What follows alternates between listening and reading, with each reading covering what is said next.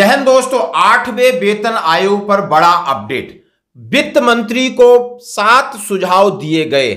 आखिर आपको यह मानना होगा और इससे ही होगा उद्धार केंद्रीय कर्मचारियों और पेंशनर्स को। हाँ जी दोस्तों, सभी इस बात का इंतजार कर रहे हैं कि 8वां वेतन आयोग सरकार कब घोषणा कर सकती है, सरकार ने उसके लिए क्या कहा है, अब इसकी नई जद्दोजहद क्या चल गई है, कि आखिर कौन कौन सी चीजें जो सजेशन में दिए गए। लेटर लिखा है कि वित्त मंत्री निर्मला सीतारमण को भेजा है पत्र। किसने पत्र भेजा है और कौन कौन से सुझाव दिए हैं, और उस सुझाव की बात करूंगा। उन्होंने कहा लंबी अवधि की प्रतीक्षा करने की आवश्यकता नहीं, और पहला, पर्याप्त समय दिया जाना आवश्यक।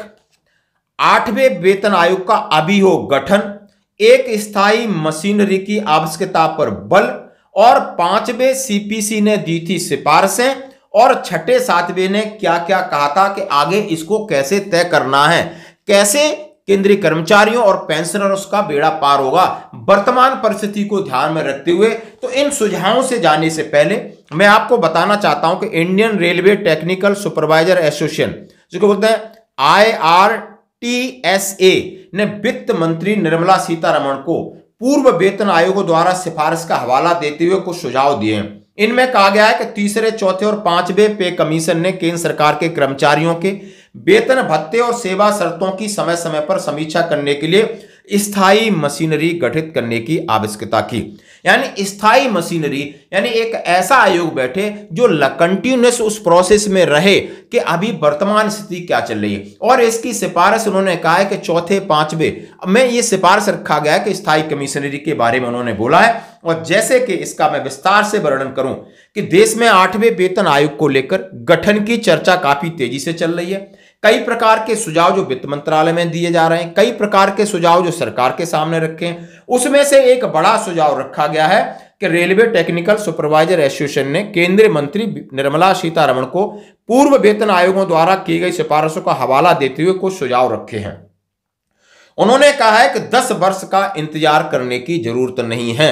आप 10 वर्ष के लिए आप इसको क्यों खींच रहे हो? तो उस पत्र में क्या क्या लिखा है, उन्होंने कहा है कि कर्मचारियों के वेतन भत्ते और अन्य सुविधाओं और जो उनकी संरचना पर है उनकी समीक्षा किसी सिद्धांत के हिसाब से, कभी किसी पर्टिकुलर ऐसा मैकेनिज्म बनाइए, उसके हिसाब से, उन आंकड़ों के हिसाब से करना चाहिए जिसके लिए सबको पता होना चाहिए। जिस तरह के डीए के आंकड़े AICPN के द्वारा निर्धारित होते हैं और उसके हिसाब से डीए ऑटोमेटिक बढ़ता है, सरकार के ऊपर कोई दबाव नहीं पड़ता। अब सरकार इसमें मनमानी करती है, सरकार का अपना तरीका ऐसा होता है जो किसी की समझ में नहीं आता है। जैसा कि सही कहा कि 7th पे सीपीसी में 2.57 फैक्टर डालकर जब 7th पे सीपीसी बनाया तो हम सब इसके भुक्तभोगी, हम जान रहे हैं कि हमारी पेमेंट बढ़ी या कम हुई। यानी 2014-15 के रिटायरी ज्यादा पेंशन ले रहे हैं बशर्ते 16-17 के। तो इस तरह के पे कमीशन की कोई आवश्यकता है ही नहीं। ये इससे पे कमीशन ना होता, उसी हिसाब से पीछे वाले डीओ को वहीं पे कैलकुलेट करते, तब भी लोगों को फायदा हो रहा था। तो इस तरह का उन्होंने कहा है कि स्थायी मशीनरी हो, ये नहीं कि आनन फानन में जल्दबाजी में आपने काम कर दिया और उसका हो हल्ला कर दिया, प्रचार प्रसार कर दिया और मिला कख नहीं। दोस्तों इस बात ही कही है। दूसरा पॉइंट दिया है कि लंबी अवधि की प्रतीक्षा करने की आवश्यकता नहीं, यानी उन्होंने संगठन ने कहा है कि आपको 10 साल इंतजार नहीं करना है।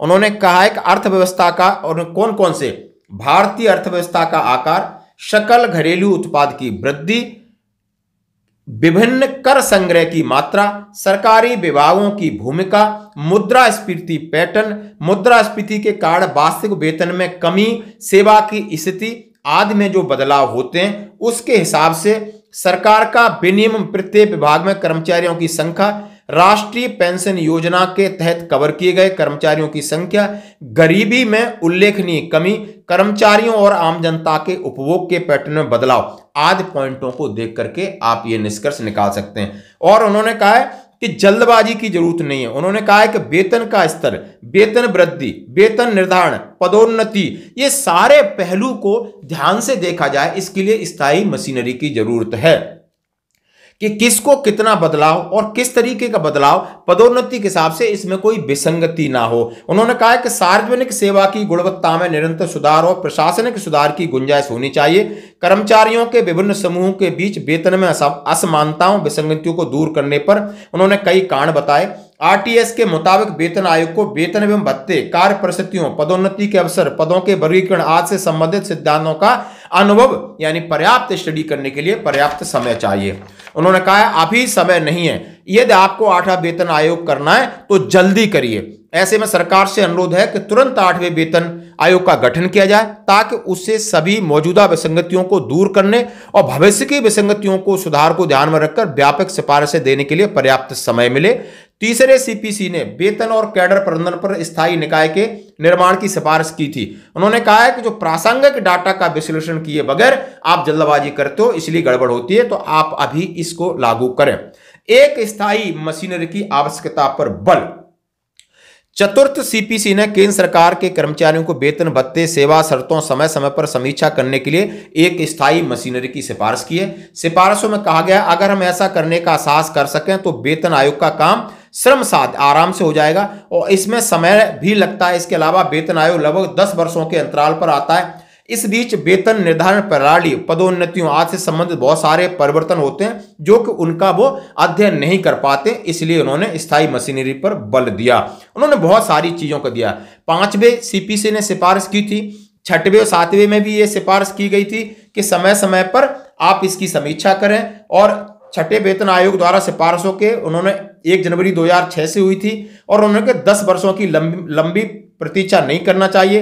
वेतन मैट्रिक्स की अवधि समीक्षा के लिए सिफारिश किया है कि कभी भी आप इसमें बदलाव कर सकते हो क्योंकि अभी बहुत सारी चीजें समय समय पर बदलती हैं, आप 10 साल इंतजार नहीं कर सकते। यानी ये जो सुझाव है जबरदस्त सुझाव, उसमें कहा कि स्थायी मशीनरी होनी चाहिए। जिस तरह डीए बढ़ता है इस तरह आपका पेमेंट हर 10 साल या जब 5 साल जब गवर्नमेंट चाहे कभी भी बढ़ा सकती है। इसमें पहले से जो सिफारिशें की गई, लेकिन इस बार सरकार चुप बैठी है, गुमसुम बैठी है, क्या सोच रही है, क्या चीज है, यानी ये पता नहीं चल रहा है। लेकिन सरकार के पास लगातार इस प्रकार के प्रयास किए जा रहे हैं कि लगातार 8वां वेतन आयोग को संगठित करे, उसके ऊपर पर विचार करे और जितनी वेतन विसंगतियां हैं उनको दूर करे और वेतन को दोबारा निर्धारण करे। धन्यवाद।